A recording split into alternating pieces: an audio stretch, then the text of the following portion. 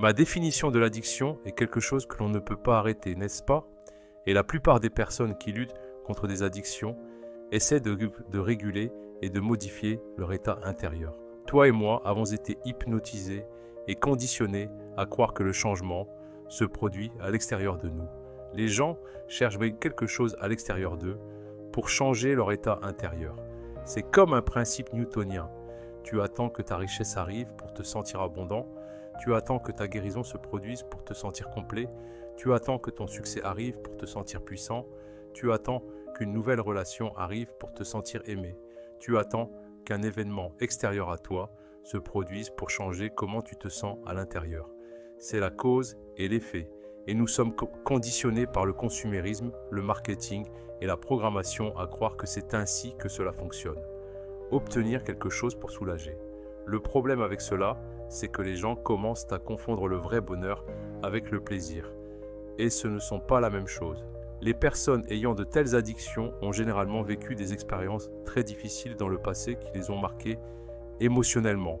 Et elles ne savent tout simplement pas comment changer.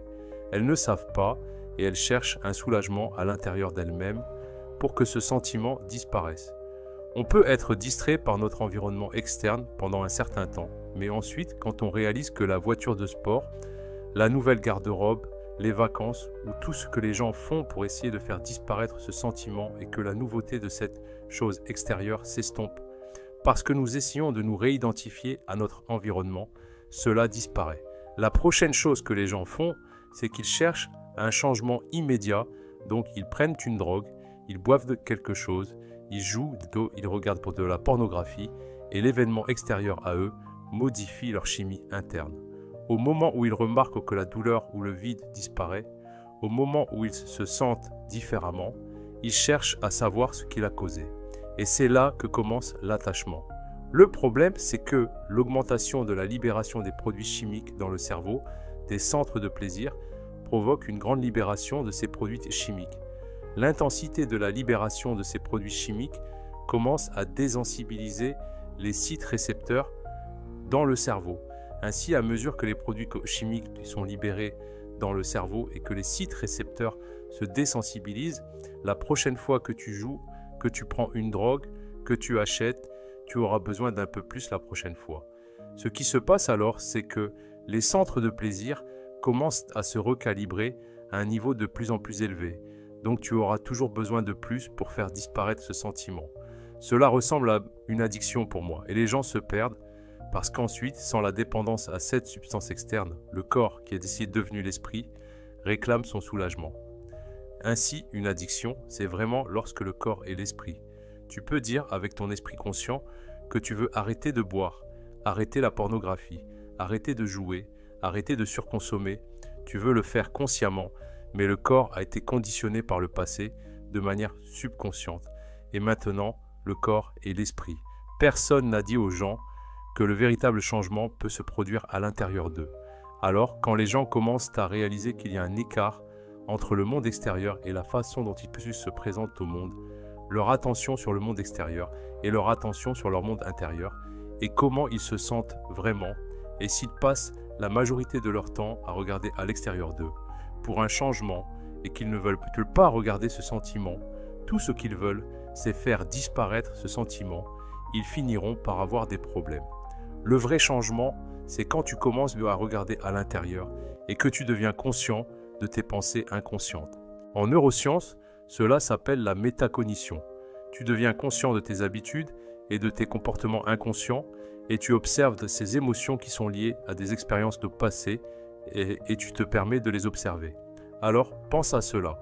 Si 95% de ce que nous sommes à l'âge de 35 ans sont ces états programmés, au moment où tu observes comment tu penses, comment tu agis et comment tu te sens, cela signifie que tu n'es plus le programme.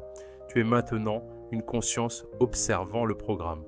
Et tu commences à objectiver ton soi subjectif.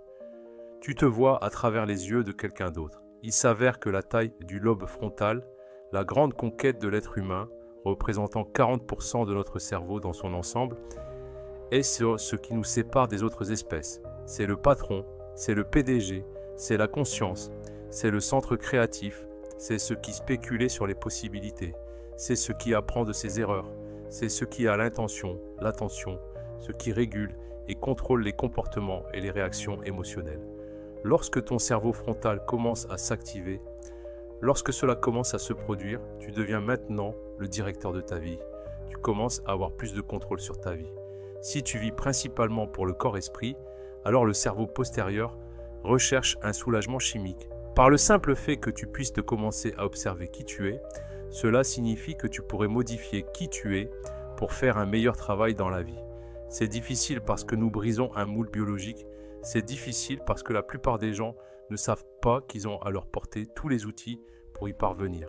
Je peux te dire qu'il existe une forte majorité de personnes qui prennent encore le placebo, qui continuent à apporter des changements, car nous savons que, comme dans une étude sur la maladie de Parkinson, si tu donnes un placebo à des patients atteints de Parkinson, plus de 50% d'entre eux voient leur tremblement dû à l'intention disparaître.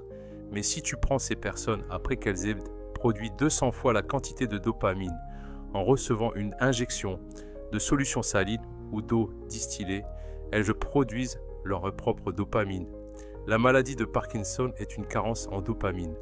Lorsqu'elles retournent dans leur vie et qu'elles voient leurs soignants, jouent aux échecs avec leurs amis, voient leur femme ou dorment dans le même lit, ou quoi que ce soit, leur réalité personnelle crée leur personnalité, leur rappelant qui elles sont. Leur maladie revient parce qu'elles se sont revenues à la même identité. Nous savons qu'elles se sont passées par un sevrage de drogue et sont retournées exactement dans leur environnement. C'est à quel point l'environnement est puissant.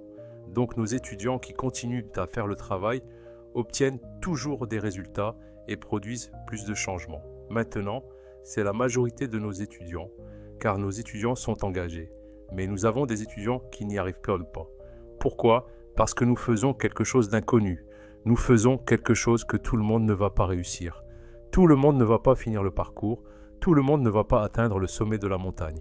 C'est un voyage, donc nous demandons aux personnes qui ont eu des maladies ou des conditions chroniques. La plupart d'entre elles, d'ailleurs, continuent à bien se porter. Certains d'entre eux ont vu la maladie revenir et ce que nous leur demandons de faire, c'est de se mesurer tous les 3 ou 6 mois. Pourquoi ? Parce que ce n'est pas une question de déni, c'est une question de savoir. Donc pour les personnes qui ont eu certaines conditions revenir, nous leur demandons de se mesurer et ensuite nous leur demandons de recommencer. Si leurs valeurs ne changent pas, nous leur demandons d'intervenir avec d'autres moyens médicaux ou tout ce dont ils ont besoin pour améliorer la situation. Cependant, ceux qui ont guéri, la majorité d'entre eux vont toujours exceptionnellement bien. Certains d'entre eux qui arrêtent de prendre le placebo ou perdent leur travail, perdent leur mère, perdent leur vie et se stressent et retournent à leur monde tel qu'il est. Eh bien, c'est une question de temps avant que nous commencions à voir certaines de ces conditions revenir.